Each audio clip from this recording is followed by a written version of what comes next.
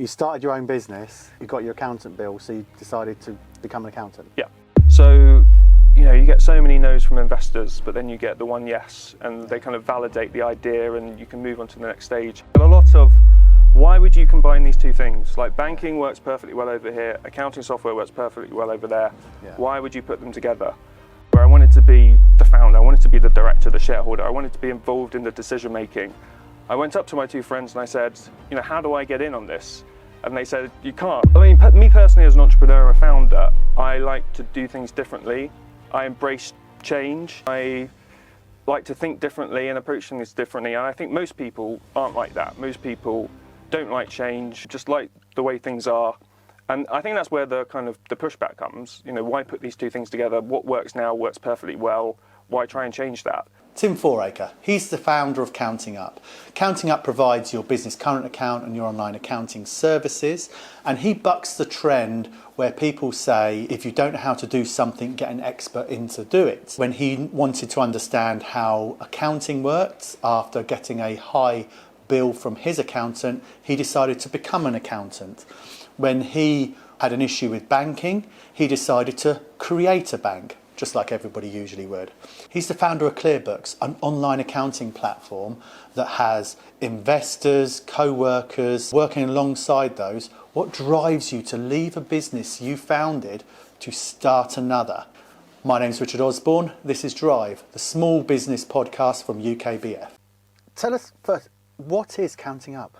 Countingup is a business current account with integrated accounting software.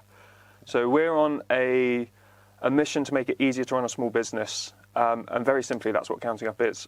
I found a post on UK Business Forums back in January 2018, and it was you had signed up to UK Business Forums. I don't know if you even remember this. I was probably trying to get customers at the time. Was I abusing the policies? No, it's nothing like that. Don't worry. You was asking the question about what has effectively become Countingup. Now, I know that Countingup is one of the significant players in the banking, sort of small business banking space now, and as an organisation, Business Data Group and Countingup work together, and you're a significant client of ours. So I know Countingup is doing well. So when I found this post on UK Business Forums where you was muting the idea. So a lot of people come onto the platform and say, I'm thinking of doing this thing, that they're getting feedback.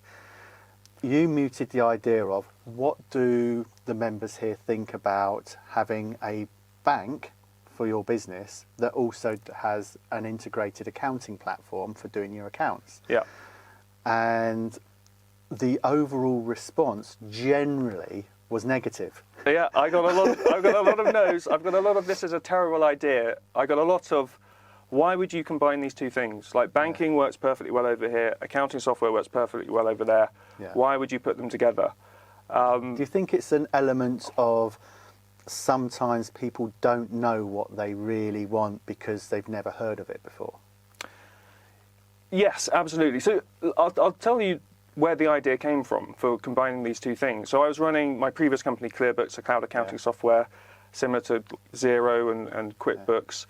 And I was observing my customers getting their CSV bank statements and importing them into my accounting system or Yodlee bank feeds at the time to pull the data in. And I just felt like there was just this massive duplication of data and effort, because in the bank account, you've got your actual bank transactions. In the accounting system, you create an exact replica called the cash ledger. In the bank account, you set up a payee. In the accounting system, that's just called a supplier. And in the bank account, you pay people. And in the accounting system, you record the fact that you pay people. Yeah. So we're doing the same thing in two places, calling it different things. And I felt like if we could just combine this into one product, it would be more automated, more seamless, and just simpler for a small business. So that's why, I really believe the idea was a goer, but so many people said no. So many investors, like raising money, so many people said this is a stupid idea, Tim. Why would you put these two things together? And that's the thing, because I'm on the same side of the fence as you. It just makes complete logical sense. Speaking as a small business owner myself, admittedly it's been a few years since I couldn't even log into our accounting platform now. But I remember doing that myself, and there is so much duplication. And to be fair, we're now in 2022, and it's a fairly commonplace. But going back nearly 5 years now, you was right at the forefront of thinking we should do this, and you had all that negative sort of feedback from it, but you still went ahead and done it. So sort of two questions really. First of all, what's your view on why there was the negative feedback for it? What was some of the challenges, for example? And then the follow-on for that is, why did you still go ahead and do it? So I think, me personally as an entrepreneur, I found that I like to do things differently. I embrace change. I like to think differently and approach things differently. And I think most people aren't like that. Most people don't like change, just like the way things are. And I think that's where the kind of the pushback comes. You know, why put these two things together? What works now works perfectly well. Why try and change that? So yeah, I guess, you know, my reason for kind of going ahead and bringing banking and accounting together is because I truly believed it was going to be better for small businesses. I thought it was a new way of doing things that was innovative, and I'm very determined to kind of you know, see things through, and yeah, that's why. You grew up, or much of your childhood was in Ghana, is that correct? Yeah, so from 11 to 16, I went to secondary school in Ghana, in an international school. And then you moved to the UK, and that's where your mum started a business, is that right? Yeah, so before we moved, so my mum's where I get my entrepreneurial kind of zeal from, That's and the get it done kind of mindset. So my mum had set up a ballet school in England when we lived in England. We then moved to Ghana, and she set up the first Royal Academy of Dance Ballet School in Ghana, and I believe in the whole of West Africa. And then when we came back to England, she resumed her ballet school and set up a theatre school. So she's always been, you know, sort of running these these ballet schools at the weekend and, you know, Friday evenings and so on. So I grew up watching my mum do that. But when we came back from Ghana, I had to do a piece of A-level coursework for my computer studies A-level, and I can't really remember how it happened, but I ended up creating a dance school database for my mum so that she could run her business. So it kind of did the registers, sent out invoices, created letters for the parents, and she used this to run her business. And actually, what happened was she and her business partner paid me for the software, and then they had loads of ideas about like improving it. So I constantly was getting paid to make these improvements to the system, and it really kind of connected the dots for me between I've got this skill programming, I can do this this programming thing, and I can get paid for it. And that really kind of continued throughout the rest of my career, that, you know, those two dots being joined up. And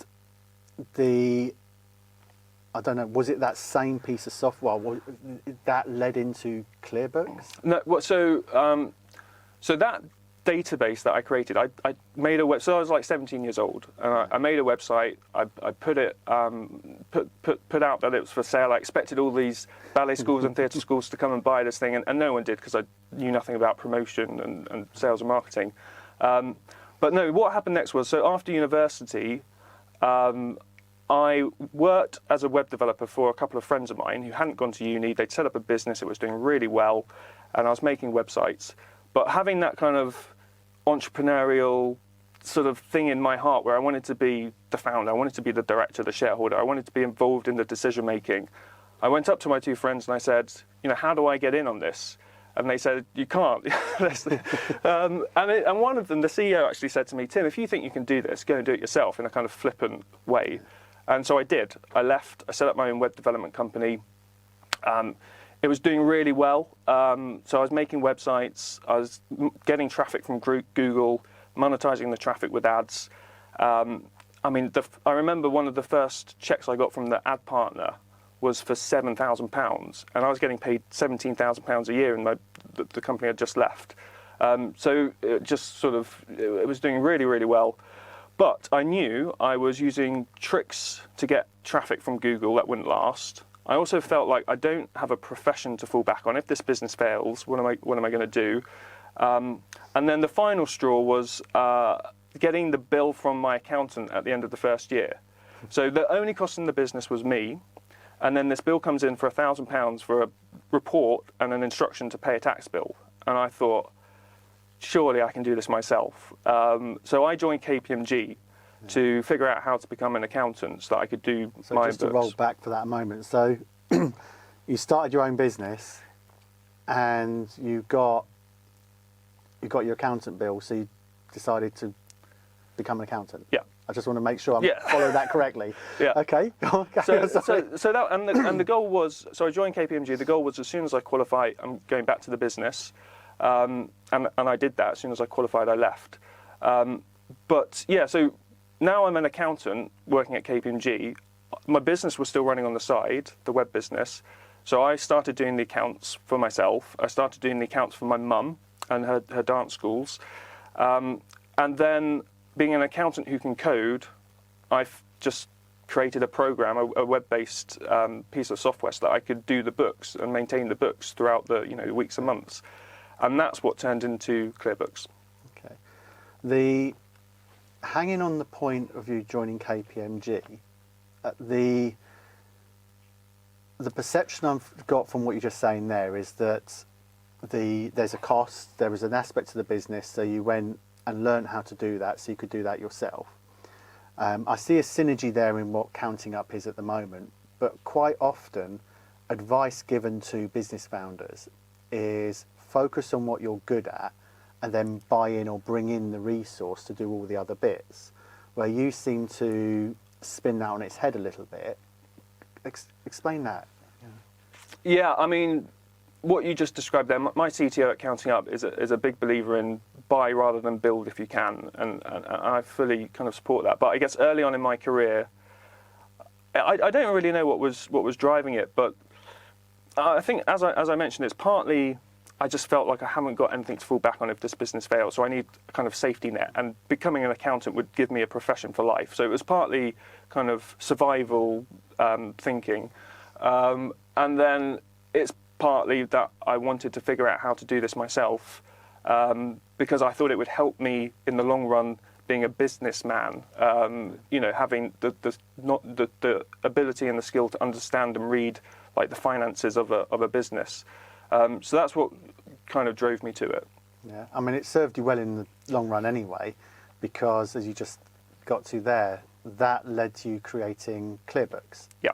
And to tell us a bit what ClearBooks is, or So it still is, isn't it? It is. Yeah. It's still going. So ClearBooks is cloud accounting software for small businesses. I ran that company for nearly 10 years. I learnt loads building that business, and I was able to, take all those learnings and, all the failures that I made and the learnings as a result. I was able to take all of that into Countingup. But yeah, no, ClearBooks is similar to Xero, QuickBooks. We used to compete in the early days against. I was always looking at cash flow and free agent. But it was a really good business, but it never became. Like I honestly thought when I started ClearBooks, I was building the next stage. I really believed that I'm building this huge company, and it's a really good business, but it was never a FTSE 100 company, and that actually started to become a bit kind of demotivating for me, and it's part of the reason I left. The other part was this new idea, which I just really believed in, combining banking and accounting. And for various reasons, I couldn't do that within ClearBooks, so I started afresh because I really believed in the idea. Okay. Why, looking back in hindsight then, is there any parts you can identify of why it never lived up to or matched your aspirations, dreams you had for it? Yes, so I was very hung up on equity, and ClearBooks started. So the business I used to work for, the web dev business, when I left uni, the one run by my two friends, they actually invested in ClearBooks, and we started it as a joint venture. So it was a 50-50, and I always was hung up on having 50% equity, and I didn't want to go below that. And that was like just a stupid, psychological, naive sort of thinking that I had. So because of that, we never really took any investment, or we did eventually. We never took any professional sort of venture capital or fast growth capital. So it never had the opportunity to become the big business because just there wasn't the war chest to grow the business. I mean, Xero had raised £10 million within its first year of existence, and ClearBooks has raised nowhere near £10 million in its entire lifetime. So yeah, they're the kind of learnings. You mentioned something, and as you were speaking, I instantly threads and even conversations I've had. I think that's quite a common thing that business founders will always, not always, many business founders will see their business as their business, their baby. Absolutely, yeah. And it's not unusual for people to be hooked up on owning a controlling stake. If we word it out, so like 50% or 51% seems to be the one that everybody's I see gets hooked up on. But it's my feedback on, not feedback, but response to that when somebody says that is it's better to own 10% of something huge than 90% of nothing. Yeah. So I think being a second-time founder with Countingup was really, I was really fortunate to have that opportunity to go again, because when I started Countingup and having experienced ClearBooks for nearly a decade, I went into that with my eyes wide open to the fact that I'm going to go for this. It's going to be venture capital backed. We're going to try and build a big business, and I'm not going to get hung up on the equity for the reason that you point out. Having a small part of a big business can be much more prosperous for you and for building a big business if you want to have a big impact. But yes, I think first-time founders get hung up on how much they own the business. You mentioned sort of lessons learned as well and sort of challenges faced. Tell us about some of those during ClearBooks days. Yeah, I mean, I guess these are just obvious things that you'll hear from any founder, any business book you read.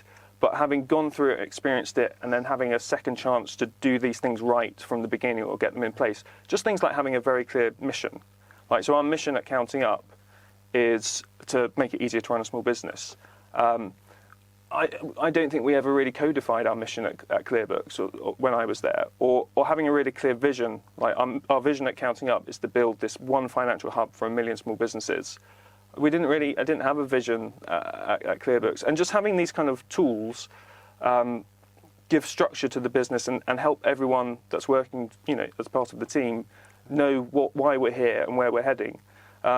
Loads of small things as well, just like tactical details, like how to run an efficient meeting. First 5 years at ClearBooks, I was hopeless at meetings, and then you kind of realise you need to document the actions and people need to be responsible for them, and the next meeting you need to start with have those actions been done. So you just kind of pick these things up over the years and the accountability part from some of those. Yeah.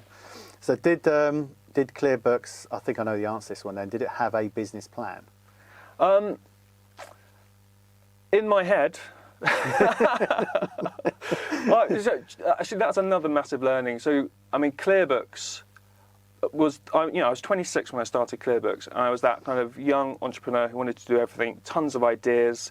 I wanted it to be an accounting system, a payroll system, an HR system, a CRM system, a help desk system, and we built all of this functionality. And we ran our business off ClearBooks, but we didn't have the we lacked focus, and we didn't have the capital to make all of these things really successful. I mean, we built some really great product, but in the end, we shut down the help desk system, we shut down the CRM, and I think, and all the others as well. We retained the accounting and payroll. So yeah, I think that was a big learning to get focus. And at Countingup, we're very focused. We've got a very clear vision of the product that we're building, and a lot of it really is about just executing on the plan, because there are still things we need to do on the banking side, there are still things we need to do on the accounting software side, and it's just executing on that kind of product roadmap plan. Okay. And where is ClearBooks today? It's still a great business, still serving thousands of small businesses, a great piece of software. If you're bigger than a one-person business, I'd recommend it that you use ClearBooks. I mean, we actually use ClearBooks at Countingup. We're a 65-person business now, and yeah, we used that to run our business. Okay. And how did you exiting or leaving ClearBooks come about? So one is the idea that was sort of eating away at me, that I just felt these things should be combined.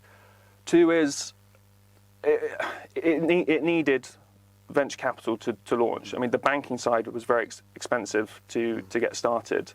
It also needed to be, I felt it needed to be built from the ground up, banking first, mobile first, which is the opposite of ClearBooks. ClearBooks was a web-based cloud accounting app. So, and then the other, it was just, there was not the buy-in from the other shareholders. Again, just people sort of. As in, when you say shareholders, so the ClearBook shareholders. Yeah, The the other large shareholder in ClearBooks. This is a bit of a risky idea. It's not proven. So I stepped away because I really believed in it. Okay, but as where I'm coming from is as the founder of ClearBooks and the person who sort of effectively created that company with some other investors. How did that whole transaction, how did the conversations go, and how did it actually work for you to step away from the business that you founded and to leave it still running, for you to then pursue this idea that was eating away at you? So the other shareholder in ClearBooks didn't believe in this idea. And so there wasn't the buy-in to do this idea within ClearBooks, and we didn't have the money to do it either, because it's really expensive, as I mentioned, to kind of launch the banking side. So the only option I had if I was going to do this was to leave and start again.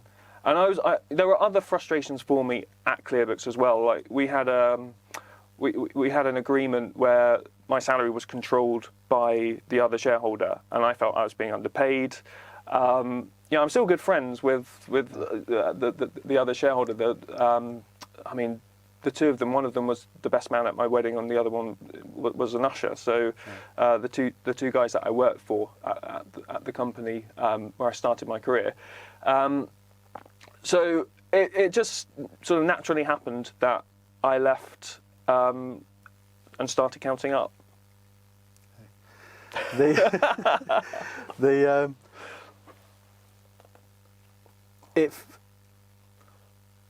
I'm struggling. For me, it seems surreal because I'm trying to relate to the situation I'm in at the moment. Now, I can't imagine a situation where I could leave, but presumably somebody's had to come in and run that company. Yeah. Presumably something had to happen to your shares.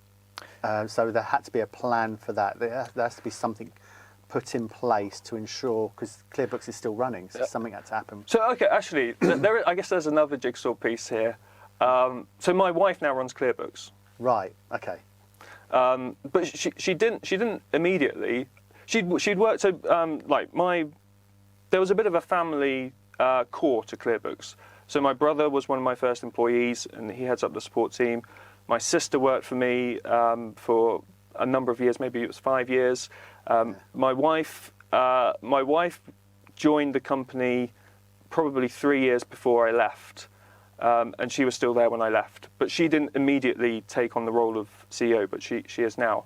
It was actually quite funny when my wife started at ClearBooks, because she came into my office one day, and she just burst out laughing, because she'd come into the office to ask me a question, and this never happens in our relationship, that my wife would be asking me a question about how to do something. So but so I guess that's the missing right. piece. Okay. Yeah. So are you still shareholder then? Well, it's ClearBooks is my wife's, and Right. Countingup is mine. Right. Okay. That's where I sort of come to. I've worked with my wife a few times. We've decided we can't work together. Marriage is absolutely fine, but we've decided for the sake of our marriage, we just can't work together. Yeah. Very different scenario, but we did try it a couple of times. So that happened. You exited. What was having been through ClearBooks and experiencing that you need this funding? You've already said like starting a bank needs a lot of money. What was the next few months or even perhaps years for you to get Countingup off the ground? What was that like? It was. I mean, it's challenging, but also I love that part of it as well. So you get so many no's from investors, but then you get the one yes, and they kind of validate the idea, and you can move on to the next stage. So I mean, the first part was securing our first round of funding, and actually, I'd left ClearBooks. I'd already recruited my CTO, who was someone I'd been at sixth form college with, and he was like the cleverest guy in our computer science class. And I'd been going for beers with him, telling him about the idea and asking him if he'd join. And he quit his job, joined before we'd even raised any money. So was you effectively pay at this point? No one was paying anyone. he was unpaid. So So there's no money. There's no money. He then roped in someone that he went to uni with, who again joined, no pay at the moment. There was promise of it because I was talking to lots of investors. I was like, we're going to get it next week. And then he roped in a friend of his, and also this guy was unpaid. So there were four of us, and for the first 2 months, my CTO was unpaid. For the first month, the other two were unpaid as well. So everyone had taken, a bit of a gamble, and I was frantically trying to raise this money, and I'd raised half of it from a VC who said, Tim, if you can get matched funding, we'll give you the money. So I got a commitment to half of it, and then it was just trying to get the other half, and that was challenging, and that actually came from business angels. So how did you because you can't just walk up to somebody and said, I need 10 million quid or whatever it was. What prep work did you need to do to even start that journey off? And did you work with other agencies, or was it you locked away in a room, putting together your investment memoranda? All I had was a PowerPoint. Yeah. That was all I used to raise the money, and it was approaching people on LinkedIn that I knew that had run successful business or had successful businesses. It was, there was one guy who invested, and he introduced me to another person, and got introduced to another, and it was just following the rabbit hole of people that might invest, and just pitching them this PowerPoint and this idea, and it resonated with some people. Some people got it immediately, and it was just keep knocking on doors until you've got all the money that you need. How comprehensive was this PowerPoint? It was 10 pages. It was not comprehensive at all. There was no product at all. It was just an idea. The guys had started working on the product, but we had nothing to show anyone. And then it was 6 months of hard work, just heads down, trying to get this thing launched and in production, which we did. The guys launched a business current account in 5 months, which is amazing. And how many doors did you need to knock on? Oh, hundreds. I think, over the 5 years, I must have easily spoken to 500 investors, and we've got 50 on the cap table. So it's, It's quite. I still find it amazing that it's a 10-page PowerPoint.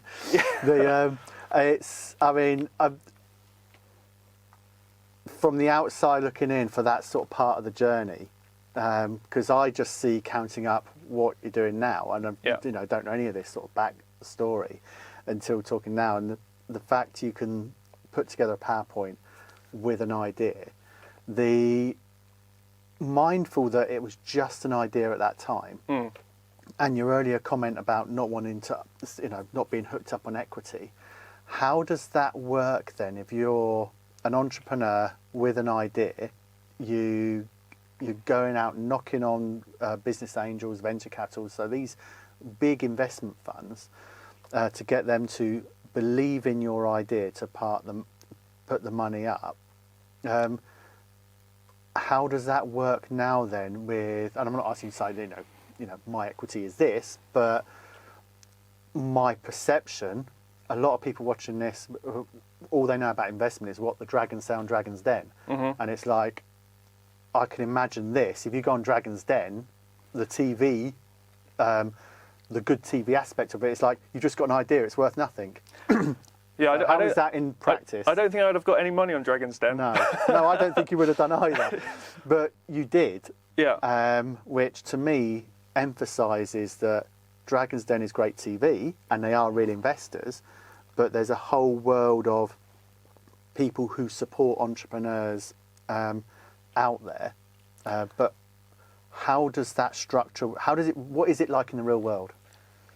Do you know, I think I'm fortunate in that I had built a previous business, so that gave some credibility. Like I had built a business, but some investors would say to me, you know, especially the venture capital ones, so it's all about, you know, growth and fast growth. And some would say, you know, why didn't you leave Clearbooks sooner? You know, it wasn't becoming this, you know, FTSE 100 company. So why did you stick around for 9 years? And some people saw that as a kind of weakness that I kind of stayed. And my answer was, well, I didn't have a better idea. Like, I've only just had this idea, so that's why I'm starting on the new project. Yeah, so that's sort of how I think about it. I think I was lucky that I had a bit of a track record, and that helped. Okay, but what presumably there are securities. They're not just going to give money away. There has to be some sort of security protection. I'm throwing things out there for you to sort of say, like Ratchet or something like that, that sort of makes things somewhat more commercially viable from their perspective. Yeah. So for the angel investors who made up half of that first round, you know, I guess they're protected on the downside in some respects with the advantageous tax treatment. So like EIS tax relief and SEIS tax relief. So if we had gone bust, they would have been able to claim back a large portion of their investment. So, you know, that's really good. That's great about. I mean, that's a really good system that we have in the UK to encourage early stage investment. But then, I guess, with the more sort of formal VC terms and term sheets and shareholder agreements, you know, there's all sorts of things that they put in to protect themselves. You know, if the business failed, they would, and so say it was sold for less than what had been invested, they would get paid out first before the founder. You know, so there's sort of anti-dilution provisions, and you know, there's all sorts of warranties on me, or certainly in some of the early years when there's more uncertainty, there were lots of warranties. So if something went wrong in the business and it was my fault, I would be on the hook for £70,000. I think was what the first sort of set of warranties were. So yeah, I mean, but I went into it sort of knowing all of this and not being scared about it and sort of embracing it. I think had it been my first business, I would have been, you know, they would kind of put you off. But I think you have to weigh up. Do you want to try and grow a big business, have a big impact? Then this is just the terms of the deal. So, yeah, and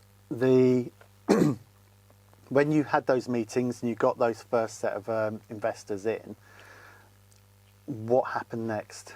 How did your working day change? So actually, at this seed stage where it was just taking an idea and bringing it to life, they were really good about just letting us get on with it. Because, I mean, there was no point having board meetings or, you know, or doing anything formal because we didn't have a product. We just needed to build the product. So actually, everyone was really good about just letting us get on with that.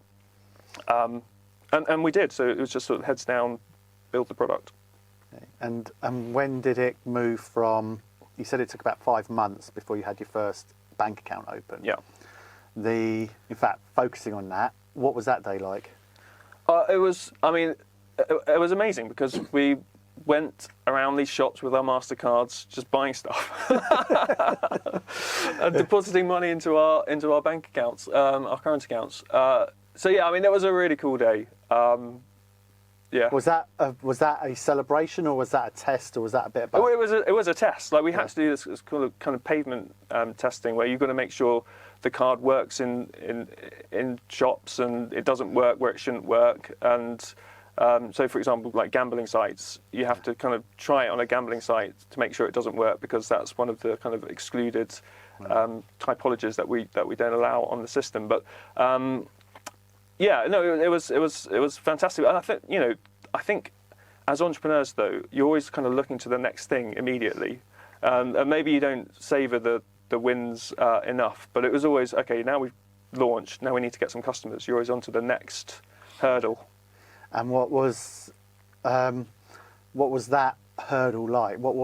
How did you approach that hurdle? Well, so we were running out of money now, because we gave us 6 months. We'd spent all this money on our banking partner, and the next hurdle was getting some customers to prove that people actually wanted to use this, and then B, raising the next round of funding to keep going, so that we could get more customers, build a bigger product team, and move to that kind of next stage of growth. So yeah, it was around showing some growth, product market fit, that people wanted this product. Okay, and I imagine at the back of your mind, well, did you have the naysayers playing in the back of your mind? You've built the product, you've got some seed funding in, we've got to get some people using it now. Loads of people and some investors, as you said earlier, have said, no, stupid idea, don't do it. What was your mindset like at that point then? And did you have those sort of, those voices in the back of your head? Yeah, every round of funding, it's the same. So we did our kind of pre-seed round to get us off the ground, and then we did on this kind of venture capital path what's called the seed round. And I was talking to loads of investors. We'd launched the product. I was trying to raise money to now grow the team and grow the business. And it was no, because we hadn't got any customer traction. The minute we managed to unlock that, which we did, and it was lucky break or whatever, but we managed to get a channel working, which gave us consistent new customers.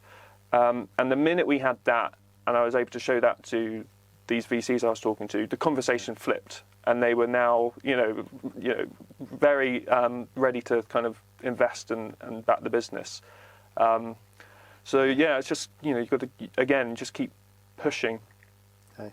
And do you you've got the banking side and you've got the accounting side. Are they as a product owner, as someone to put that together, is it exactly as the original plan was? Is it all are your customers engaging with your platform as you had the vision for it the early days, or have you had to adapt the business plan somewhat? Or so when we launched, it was very much the business current account to begin with, and then we've been layering on top the accounting functionality over time. So it's taken us time to get to the complete, the 2-in-1. So we're there now with invoicing. You can do an MTD VAT return. You can snap as soon as you use your MasterCard, you get a notification to snap your receipt, and it's matched to the transaction. And your accountant can get web access, so you can collaborate with your accountant, and they can self-serve and get access to all your information securely. But it wasn't there from day one. Like day one was just a business current account MVP. You could do your banking, and we've had to build and build and build on top. Okay, so presumably one of the challenges you have with when you've launched a business at sort of that sort of stage, and now you're here, is working back through your back catalogue and getting them to transition and move into the extra services you're rolling on. Yeah. I guess as they become available, they become adopted. So, for example, with invoicing, not every business needs to invoice, but when we made that feature available, immediately people that need to invoice in their business started using it. And we're still working on both the banking and the accounting. So recently we launched scheduled payments on the banking side, so you can schedule a future payment and schedule recurring payments. And as soon as we switched that on, it just got immediate uptake as people discovered it. So yeah, it's just I think all of these things are quite findable, and as they fit how you run your business, if it's relevant to your business, it immediately kind of starts getting used. Okay. As you sit where you are, well, maybe not in this particular chair, but when when you're sort of where the business is now, is there any points when you look back and think, like, I went through this journey at ClearBooks, I've learnt these lessons, I'm now going through Countingup. What lessons, if you was to do something else now, would you look back at your experience with launching Countingup, you think, I'll take that lesson into my next idea?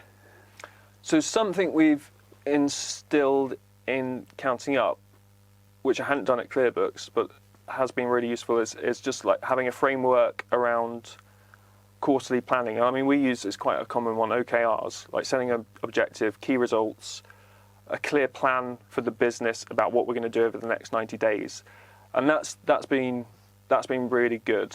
And I'd take that into a new business. Just doing things at speed. So at ClearBooks, great business, but over a decade it was all quite slow. Countingup, opportunity to do things differently and try and go at speed, but just the importance of executing at speed, and I take that into a new business. I'm not sure actually what else, but yeah. So because it sounds like apart from the sort of proving the model in the sense of we've built it, getting people to give you some initial seed funding, then getting to prove to get people using it, that it's been quite an easy journey. But I can't imagine starting a bank is an easy journey. So why it's been easy? It hasn't been easy, but we know where we want to go. Yeah. So that's the easy part. We know what we want to build, and we know the things we need to do to get there. And so it's been easy in that sense. The hard part has been actually doing all the things that we need to do to get there. But ClearBooks, I just fell into that, in a way. I built a tool that I needed to run my own business and to help my mum's business, and I didn't know what we needed to do. And I was actually, there was a tool we used called Get Satisfaction. I don't think it exists anymore. But I was getting loads of feedback from my early kind of customers about, can it do invoicing, can it do VAT and all this sort of stuff, and can it do recurring invoices? So I was just discovering what we needed to do as we went along. But I having had that experience, I kind of know what we need to build this time. I mean, to be fair, the banking has been completely new to me. Yeah. That's been a new world, and with the compliance and the fraud and the AML, the KYC, all that sort of stuff has been new to me. But the long-term vision, we know what we want to build. And that's made a difference. That's made the difference. Having that full, clear strategy. And what's part of the future for Countingup on the horizon? So, the vision is to be this one financial platform for a million small businesses. So we want to build a big business and have big impact on small businesses. What that looks like is, beyond the banking and accounting, it's additional financial services, so loans, credit cards, insurance. We've still got things we want to do, as I mentioned, on the banking side, so international payments. On the accounting side, MTD ITSA is the next thing we'll be working on. It's to keep sort of progressing along that roadmap. Yeah. And looking back at the reason why you sort of pursued Countingup, from the way you're talking, I'm picking up that the energy, you have that energy and you're enjoying what you're doing. Do you see, have you got any other ideas bouncing in the back of your head that you're thinking, actually, I wouldn't mind giving that a go? Or what is your future like? I've always got ideas. But no, I think the learning from ClearBooks was get focused. Like if you want to be successful, you get focused on doing one thing really well. So that's what we're doing at the moment, and there's plenty of scope to have ideas and be creative within Countingup. Just keep the focus on the product. Keep it to the core, accounting and banking. Yeah. Now, from my personal experience, having a board and being an accountable board helps me maintain that focus. Does that have the same resonate, or does that resonate with yourself? Yeah. So, I mean, our board, especially because they're all from professional venture capital sort of background, there is a natural focus on growth. That's the key. So you're constantly getting that reminder that we need to grow and grow fast and move to the next stage of the journey. So yeah, no, the board's good for reminding me of that. Yeah. Yeah. No, I have the same sort of view. I know speaking personally, there's always ideas every week. You think, oh, what about that? What about that? About that? But having a board now works for me. Yeah. Where if I didn't have that board, I'd probably be a director of about another 10 different companies by now. Actually, also my management team, my senior management team, are quite good with me because, like, we're pretty open about it. They will say that Tim's the ideas guy, and they're both sort of my CTO and COO are more sort of, let's do things well and let's stick to one thing and let's get that done. So that natural tension between us normally results in a good outcome. Like, so Tim wants to go off and do something and kind of restrained by the other two, and it normally ends up in a good result for everyone. And if you was to give some advice to somebody who has an idea and needs some money to get it off the ground, if I keep it that open, what would you be saying to that person? So I think if you want it to be, create a big company, not everyone does, but if you want to create a big company that has big impact, the idea has to be have a big addressable market. Like, if you want to raise capital, it needs to be something that could be used by, millions of people or millions of businesses. So check, is the idea big enough? The other thing I think with any idea that an entrepreneur has is, ask someone that's going to be honest with you, is it a good idea? Like, I mean, I've had so many ideas, and actually the one, and I tell my wife about them as well. I'd say, what do you think about this? And she'd say, that's rubbish. But the one idea that she said, okay, maybe you should quit your job and do that, was ClearBooks. Like, when I told her about this cloud accounting software idea, she said, because I had quite a well-paid job at that time. I was working as an equity research analyst. And, I quit my job. I went from earning quite good money to a third of what I was earning. So I, definitely sense-check the idea. And if you do want to raise money and it's a big idea, then angel investor networks, find people on LinkedIn.